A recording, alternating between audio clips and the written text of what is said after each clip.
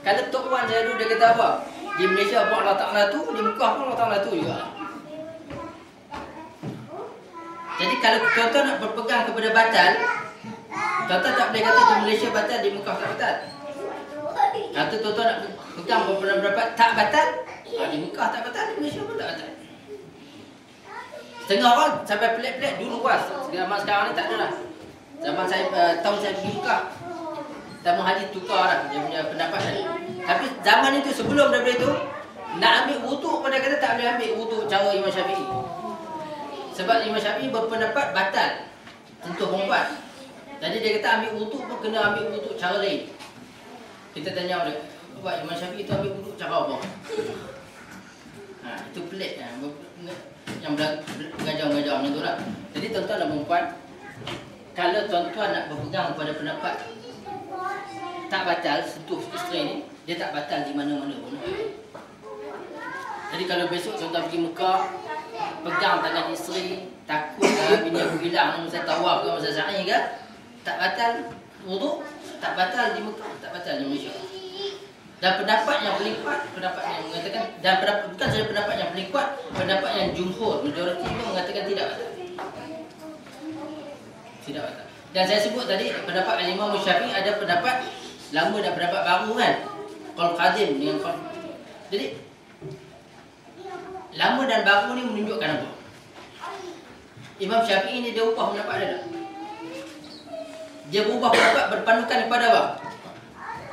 Kepada nas. Bila dia jumpa nas baru yang menguat, yang melemahkan hujah dia yang dulu, dia tukar pendapat dia. Mana dia tukar tak pendapat? Dia pernah tak tukar pendapat dia? Dia pernah tukar pendapat dia. Cuma ni orang yang mengaku mazhab Syafi'i ni yang tak mau tukar pendapat. Orang bawa hadis yang sahih, hujah yang kuat pun dia tak mau aku mazhab Syafi'i. Lebih laju daripada laju. Kan? Imam Syafi'i sendiri mengubah pendapat. Maknanya dia mementingkan kebenaran, dia bukan mementingkan kepada aku berpegang pendapat ni mesti dengan pendapat ni. Dan cuma sebab tuan-tuan dan puan orang belajar, saya nak sebut sikit lah. Bila kita sebut dia ada kaul lama dengan kaul baru ni, pendapat lama pendapat baru, sehingga para ulama tuan-tuan dan puan bila mengkaji pendapat lama dan pendapat baru ni, ada yang mengatakan bahawa pendapat lama dia sebahagian, ada beberapa pendapat lama dia lebih tepat daripada pendapat baru dia. Menunjukkan apa? Kalau tadi menunjukkan dia mencari kebenaran. Pendapat bila para ulama mengkaji dan melihat bahawa ada pendapat lama dia lebih kuat daripada pendapat baru, menunjukkan apa? Menunjukkan kita ni sebagai manusia adalah kelemahan kita. Ada kelemahan. Dan yang kata dia salah ni bukan saya. Tuan-tuan baca. Al-Imam Abu Bakar Al-Arabi yang mengkaji benda ni, dia mengatakan bahawa pendapat lama dulu lebih betul daripada pendapat baru dalam hal itu. Beberapa hal. Jadi maknanya tuan-tuan dan puan yang statement yang kita sebut tadi, kita ni tujuan kita mencari kebenaran. Tujuan kita bukan taksub membangun. Jadi tuan-tuan, saya rasa lebih kurang menjawab lah.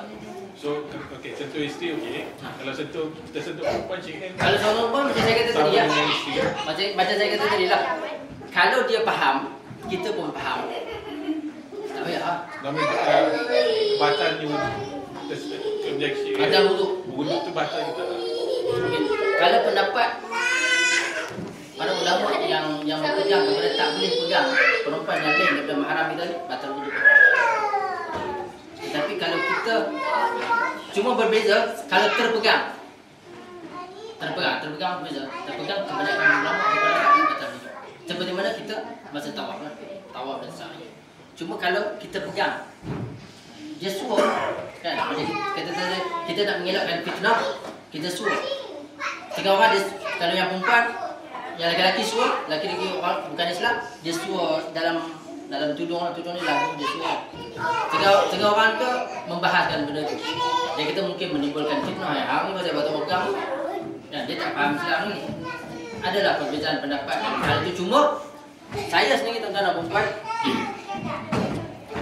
kalau kita boleh elakkan, boleh baik kita elak. Tapi kalau dia dah suruh, kita ada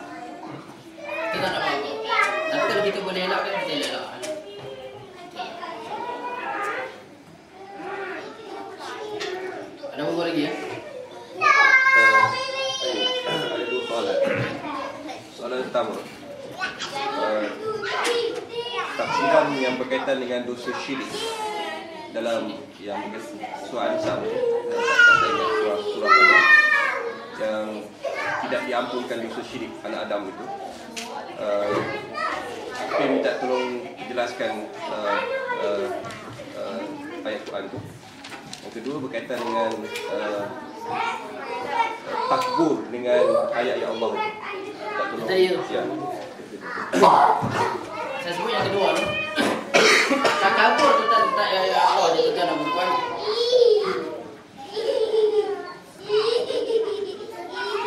Orang yang takabur ni satu macam Firaun. Dia telah melihat tanda-tanda kebesaran. Sebab ayat Allah ni dia bukan bermaksud ayat Quran saja. Ayat Cina itu maksudnya tanda-tanda dia. Sains. Salah satu contoh sains ini yang telah ditunjukkan kepada Firaun.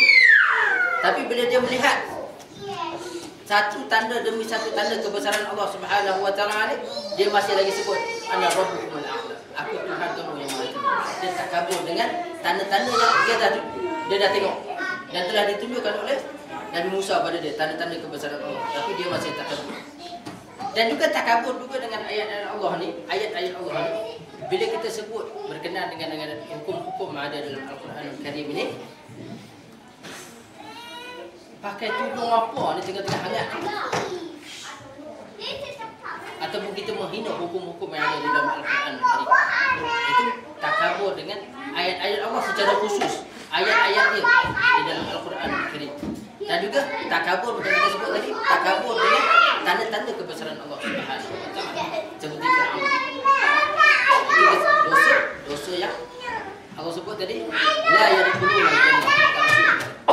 Dan satu lagi dosa yang tak masuk syurga ni dan juga tak diampunkan oleh Allah Subhanahu wa taala adalah dosa syirik. Saya tak ingat ayat tu, kita ingat ayat berkenaan dengan Allah ni dia ampunkan semua dosa kecuali dosa syirik. Saya tak apa ingat ayat. Tapi di dalam Al-Quran Al-Karim, Ustaz tak ingat ya. Saya tak apa ingat. Tapi di dalam Al-Quran Al-Karim mengatakan dia ampunkan semua dosa, kulli syai' semua, tetapi kecuali dosa syirik. Walaupun dia dah bertaubat. Kalau dia selepas dia syirik, dia bertaubat, dia kena mengucap balik itu bah. Sebab dia telah keluar daripada daerah Islam. Adakah masuk ayat tu maksud dia syirik, dia mati ketika dia syirik, yang tu tidak diampunkan, ataupun Allah sebut dosa. Siapa dia melakukan semua dosa kecuali dosa syirik.